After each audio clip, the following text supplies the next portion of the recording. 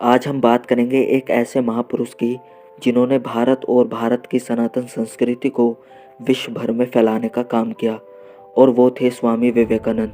स्वामी विवेकानंद वेदांत के विख्यात और प्रभावशाली आध्यात्मिक गुरु थे। आज हम जानेंगे उनके जीवन से जुड़ी सभी घटनाओं के बारे में। नमस्कार, मैं ब्रजेश और आप सभी का भारतवर्ष ज्ञान में स्वागत है।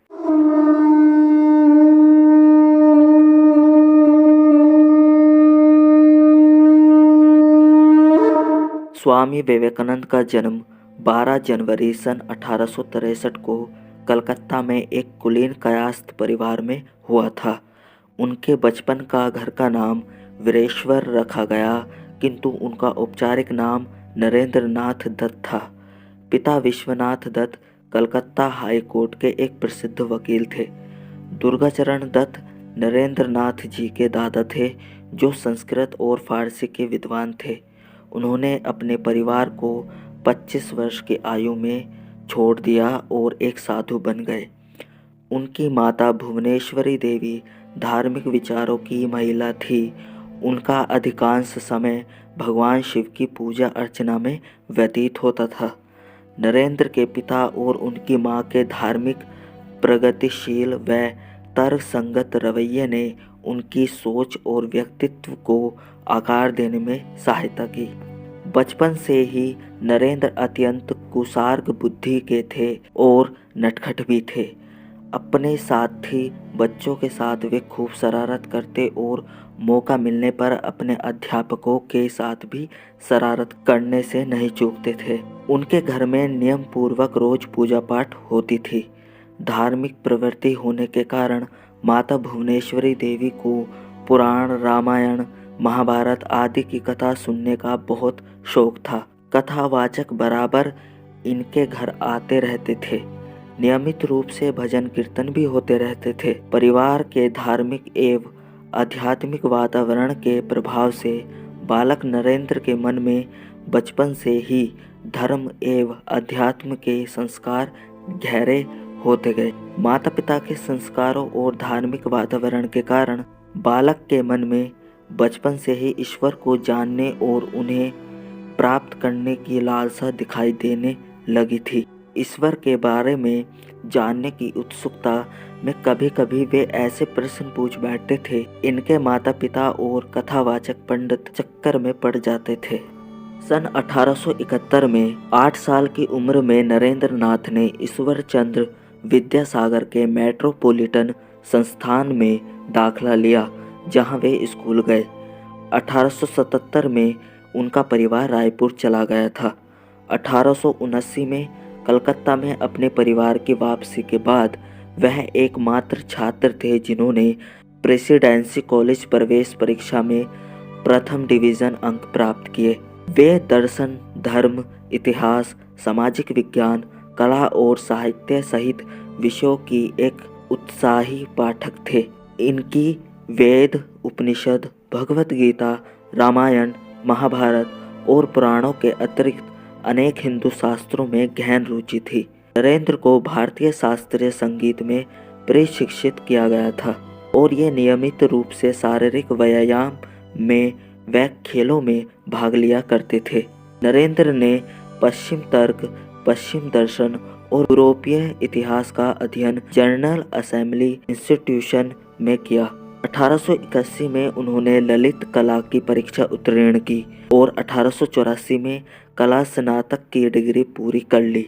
नरेंद्र ने डेविड ह्यूम, इमैनुएल कांट आदि के कामों का अध्ययन किया। उन्होंने पेशर की किताब एजुकेशन का बंगाली में अनुवाद किया। ये हर्बर्ट स्पेंसर के विकासवाद से काफी मोहित थे। पश्चिमी दार्शनिकों के अध्ययन के साथ ही उन्होंने संस्कृत ग्रंथों और बंगाली साहित्य को भी सीखा। विलियम हेस्टी ने लिखा, जो महासभा संस्था के प्रिंसिपल थे। नरेंद्र वास्तव में एक जीनियस है।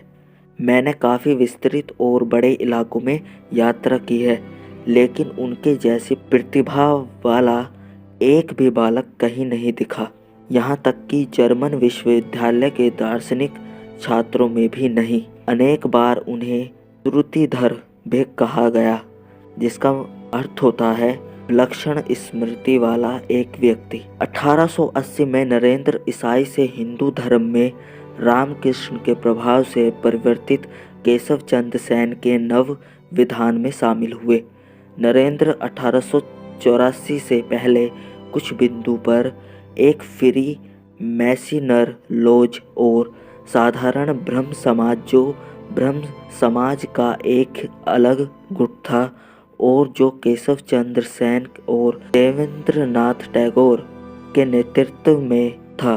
1881 से 1884 के दौरान ये सेंस बैंड ऑफ होप में भी सक्रिय रहे, जो धूम्रपान और शराब पीने से युवाओं को हतोत्साहित करता था। यह नरेंद्र के परिवेश के कारण पश्चिमी आध्यात्मिकता के साथ परिचित हो गया था। उनके प्रारंभिक विश्वासों और ब्रह्म समाज ने, जो एक निराकार ईश्वर में विश्वास और मूर्ति पूजा का प्रतिवाद करता था, उनसे प्रभावित हुए और सुव्यवस्थित, युक्त संगति, अद्वैतवाद अवधारणाओं, धर्मशास्त्र, वेदांत और उपनिषदों के एक चयनात्मक और आधुनिक ढंग से अध्ययन पर प्रोत्साहित किया। स्वामी विवेकानंद अपने गुरु के प्रति बहुत ही निष्ठावान और सेवा समर्पित थे।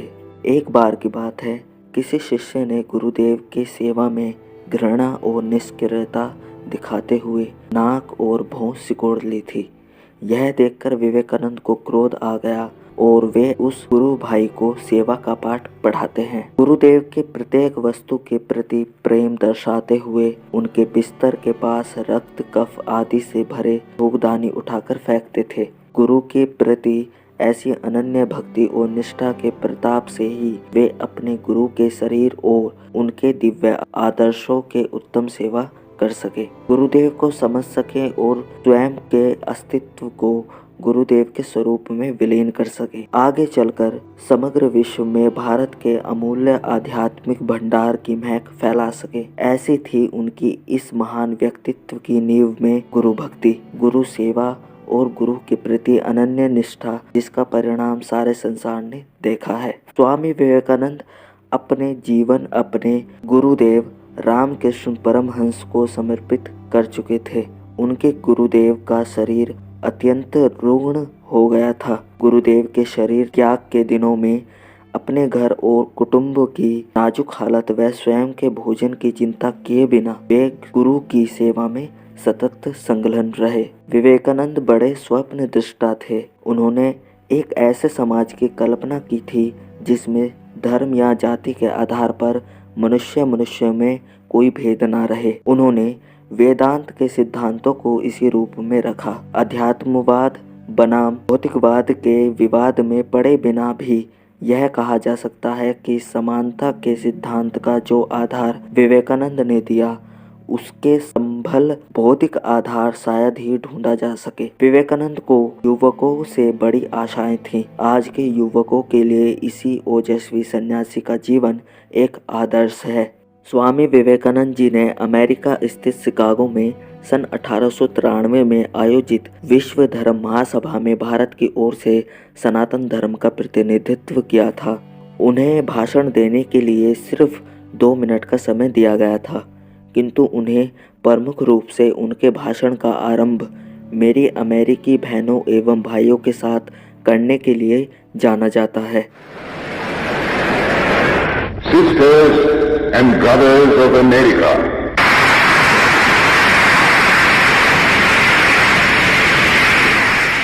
स्वामी विवेकानंद जी द्वारा सम्मेलन में दिया हुआ भाषण कुछ इस प्रकार है। मेरी अमेरिकी बहनों और भाइयों, आपने जिस सम्मान, सौहार्द और स्नेह के साथ हम लोगों का स्वागत किया है, उसके प्रति आभार प्रकट करने के निमित्त खड़े होते समय मेरा हृदय अवर्णनीय हर्ष से पूर्ण हो रहा है। संसार में संन्यासों की सबसे प्राचीन परंपरा की ओर से मैं आपको धन्यवाद देता हूँ, धर्मों की माता की ओर से धन्यवाद देता हूँ और सभी संप्रदायों एवं मतों के कोटि कोटि हिंदुओं की ओर से भी धन्यवाद देता हूँ। वो आगे कहते हैं, मैं इस मंच पर से बोलने वाले उन कतिपय वक्ताओं के प्रति भी धन्यवाद ज्ञापित करता हूँ।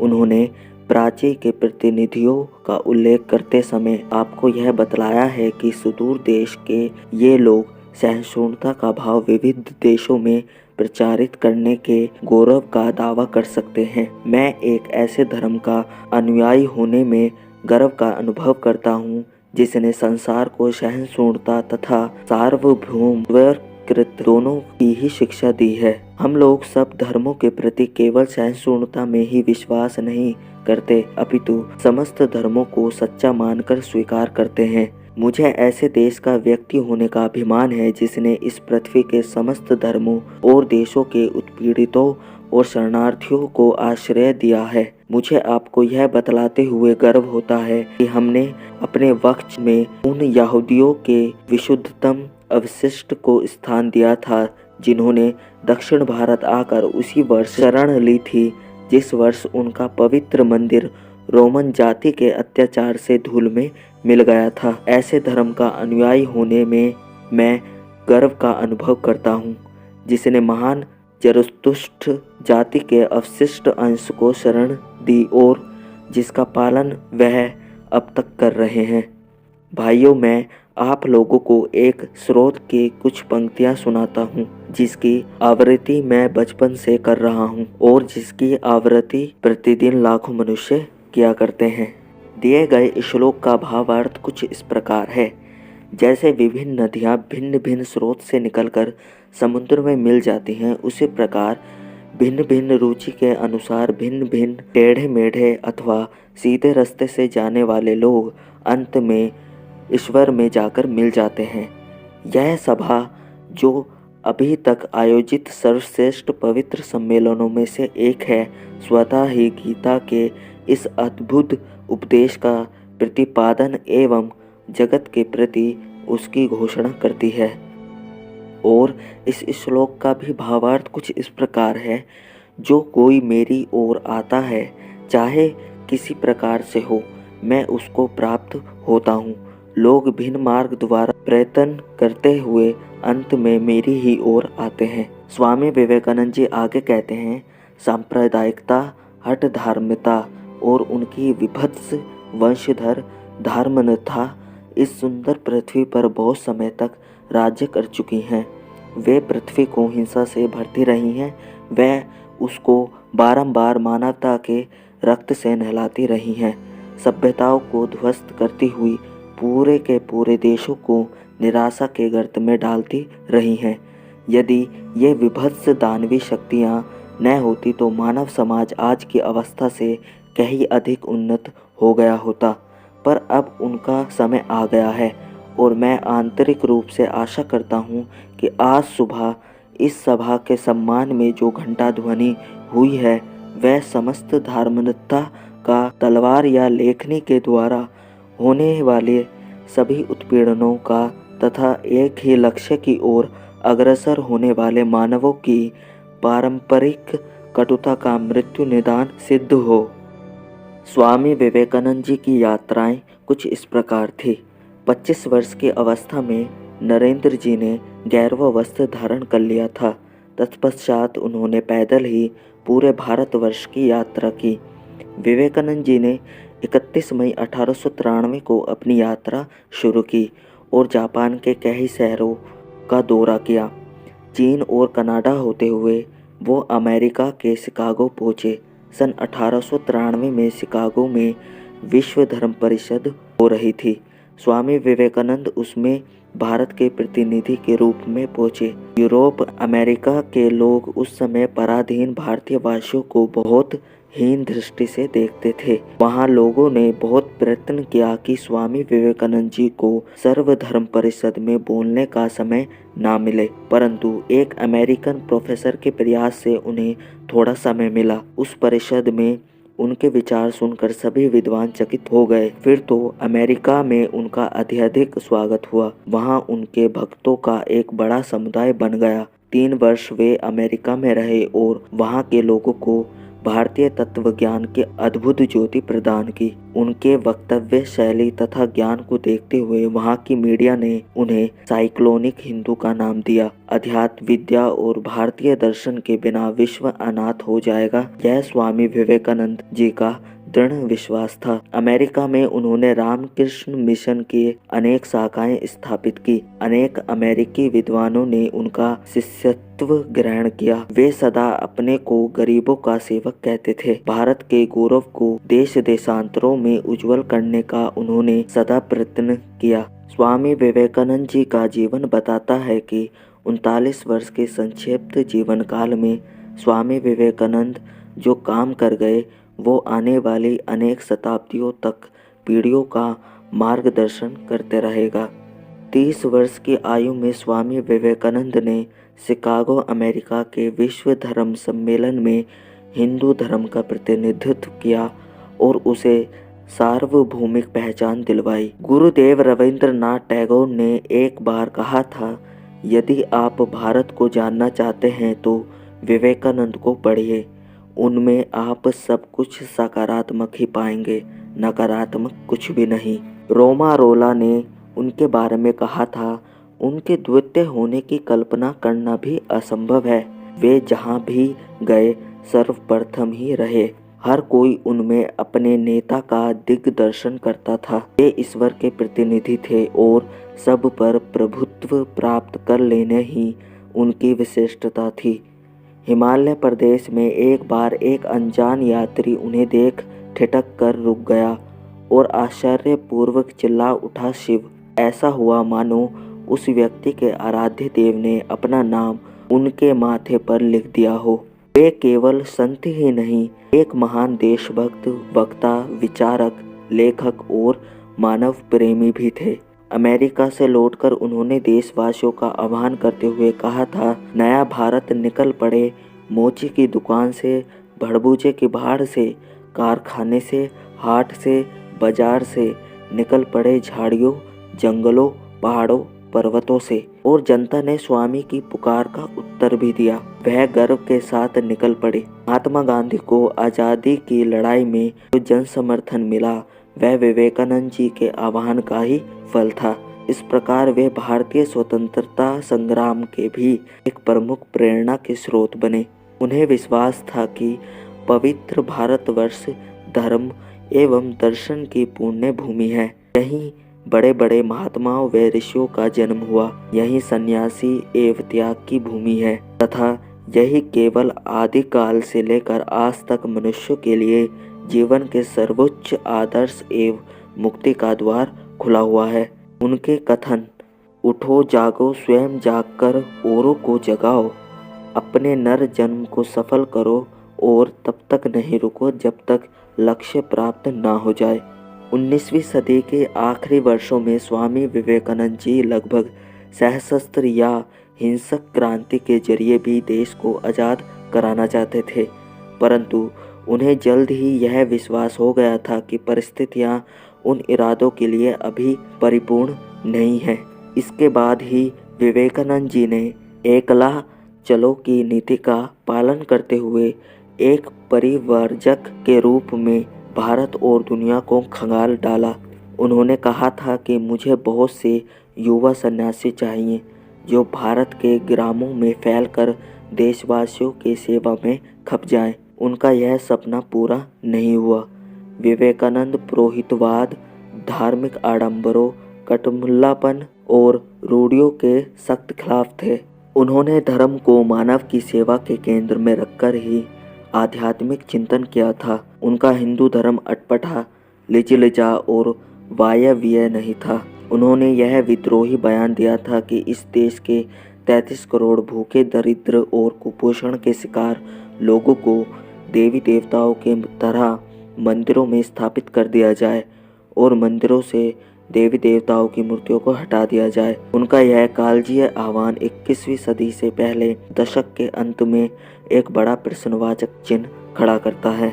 उनके इस आह्वान को सुनकर पूरे पुरोहित वर्ग की घिघी बंध गई थी। विवेकानंद के जीवन के अंतराल्य यही थी कि वे इस बात से आश्वस्त थे कि धरती की गोद में यदि ऐसा कोई देश है जिसने मनुष्य की हर तरह की बेहतरी के लिए ईमानदार कोशिश की है तो वह भारत है। उन्होंने पुरोहितवाद, ब्राह्मणवाद, धार्मिक कर्मकांड और रूढ़ियों के खिल्ली भी उड़ाई और लगभग आक्रमणकारी भाषा में ऐसे विसंगतियों के खिलाफ युद्ध भी किया। उनके दृष्टि में हिंदू धर्म के सर्वश्रेष्ठ चिंतकों के विचारों का निचोड़ पूरी दुनिया के लिए अभी भी ईर्ष्या का विषय है। स्वामी ने संकेत दिया था कि विदेशों में भौतिक समृद्धि तो है और उसकी भारत को जरूरत भी है, लेकिन हमें याचक नहीं बनना चाहिए। हमारे पास उससे ज़्यादा बहुत कुछ है जो हम पश्चिम को दे सकते हैं और पश्चिम को उसकी बहुत ज़रूरत है। यह स्वामी विवेकानंद का अपने देश की धरोहर के लिए दंभ और बड़बोलापन नहीं था। यह एक वेदांती साधु की भारतीय सभ्यता और संस्कृति के तटस्थ वस्तुपरक और मूल्यगत आलोचना थी। 20वीं सदी के इतिहास ने बाद में उस पर मोहर लगाई।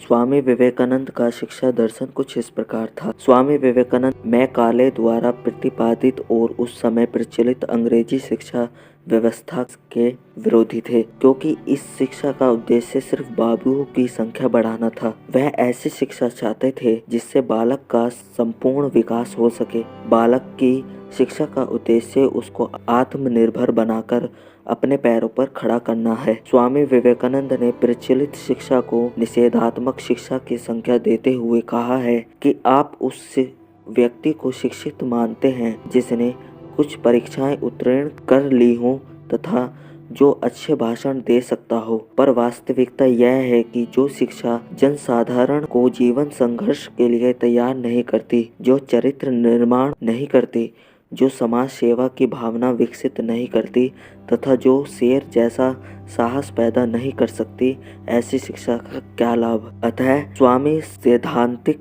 शिक्षा के पक्ष में नहीं थे।